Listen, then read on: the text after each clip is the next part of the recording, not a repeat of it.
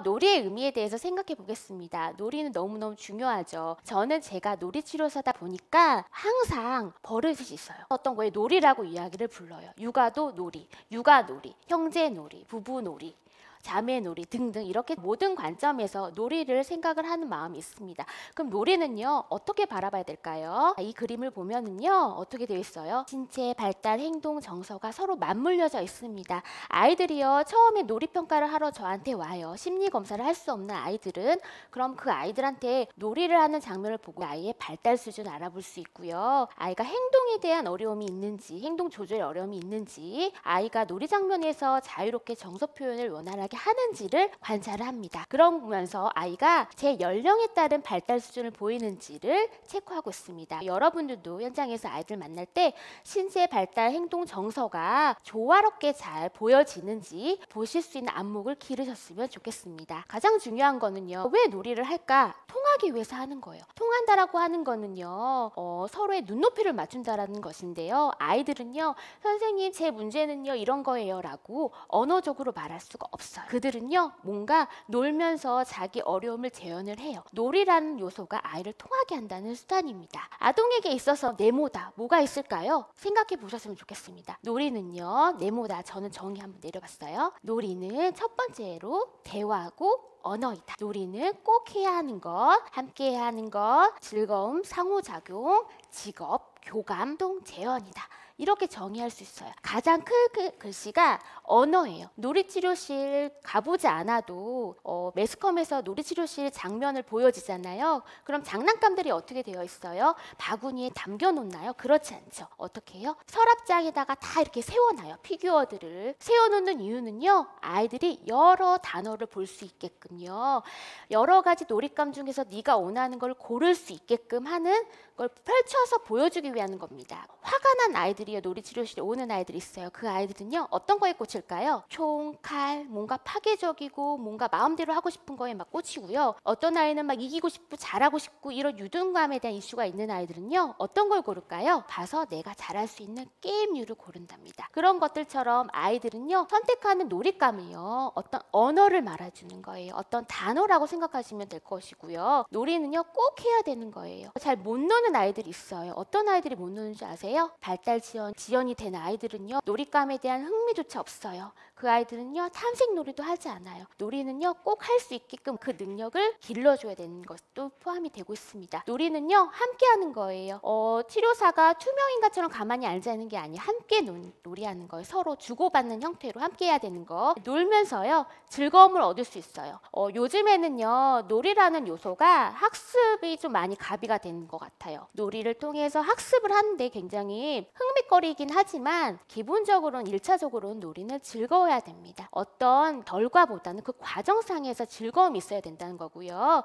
놀이는요. 상호작용, 오고 가고 내가 하나 뭘 나눠줬으면 너도 나한테 하나 주고 이렇게 주고받는 부분들이 될 수 있습니다. 놀이는요. 재현을 하게 돼요. 어떤 걸 재현하게 되냐면 내가 봤던 것들, 내가 관심 있는 것들, 유치원에서 친구들이랑 놀이했던 거 선생님한테 내가 들었던 내용들을 재현합니다. 저희 아이들도요 재현했어요. 저희 막내 같은 경우는 공룡놀이를 하더라고요. 그런데 공룡한테 막 혼을 내더라고요.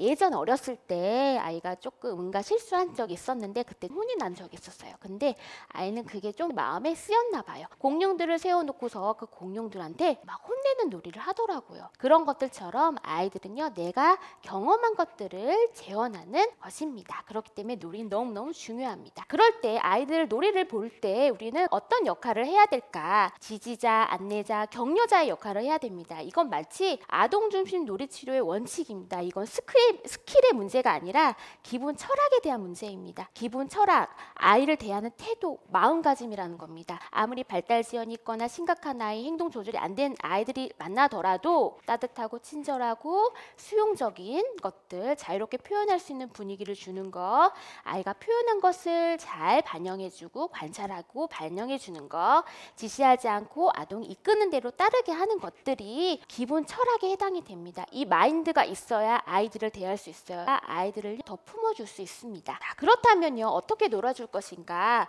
볼게요. 비지시적인 형태와 지시적인 형태로 나눴어요. 지시적인 형태는요, 목표를 치료사가 제안하는 거, 이렇게 하자라고 하는 지시 수행하는 부분들이 있고요. 비지시적인 형태는 그렇지 않고 아이가 선택하게끔 놔두는 거예요. 원칙은 아동 중심 놀이의 관점으로는 비지시적인 형태가 많아야 됩니다. 아동이 하려는 욕구대로 끌고 가야 됩니다. 그런데 발달 지연이 심하다 하면은 약간의 지시적인 형태도 동반해도 괜찮습니다. 근데 일반적으로 보통은 정상 발달인 아이들 많이 만나잖아요. 그렇기 때문에 우리는 어떻게 놀아야 돼요? 비지시적인 형태로 아동 중심 놀이치료 관점에 따라서 놀이를 해줘야 됩니다. 그러면 아이들은요, 어떻게 느낄까요? 아, 이 선생님은 조금 특별해. 엄마 앞에서 이 행동을 했더니 막 혼나고 안 좋은 이야기를 들었어 라고 느낄 텐데, 여기 선생님 앞에서는 내가 이런 행동을 하더라도 이해해주네. 그리고 내 행동을 그냥 수용해주고 다시 되돌려주고 주도적으로 끌고 가지 않네. 되게 특별하다. 특이하다. 라고 느낄 거예요. 놀이치료사는요, 독특한 특별한 존재로서 인식이 있어야 돼요. 아동이 느끼기에. 하나의 행동을 하더라도 다른 사람들이 하는 것처럼 평가하는 반응이 아니라 얘가 왜 그 행동을 했을까에 대한 이해, 그리고 독특한 특별한 존재로서의 이해를 많이 드러나게끔 해줘야 됩니다. 저는 놀이치료가 15년 정도 됐지만 만 15개월 기저귀 찬 아이부터 놀이치료를 하기도 합니다. 그런 아이들은요, 말을 잘 못해요. 그리고요, 막 신나는 마음도요, 막 펄쩍펄쩍 뛰고요, 행동으로 표현해요. 행동으로 감정을 표현해요. 언어가 지연이 있거나 말 표현하는 게 서툰 아이들 같은 경우에는 아이 행동 하나하나 혹시 이 행동에서 아이의 감정을 표현하는 건 아닐까 한번 유심히 봐야 됩니다. 아이가 처음에는 놀이치료실에 왔을 때 별로 아무런 무표정하게 왔는데 점점점 1회기, 2회기 하다 보니 아이가 긍정적인 정서 표현이 늘어나고 또 부정적인 표현도 간혹 있는지 그런 거를 체크할 수 있어야 됩니다. 그래서 놀이치료 장면에서는요, 고립감에서 친밀감의 형태로 나타나게 돼요. 아이는요, 놀이를 통해서 생각과 감정을 표현해요. 큰 아이들 같은 경우에는요, 마치 내 얘기가 아닌 것처럼 놀이를 통해서요, 제3자의 이야기처럼 가장해서 이야기를 해요. 그렇기 때문에 얘가 너의 얘기를 마치 상상놀이처럼 하는구나 라는 걸 알 수 있어야 돼요. 그래서 아이가 선생님 제 어려움이 이런 거예요 라고 표현하면 좋겠지만 그런 아이는 많이 적기 때문에 노래 장면에서라도 자기의 어려움을 표현할 수 있도록 기회를 주어야 된다는 것을 알고 있으면 좋을 것 같습니다.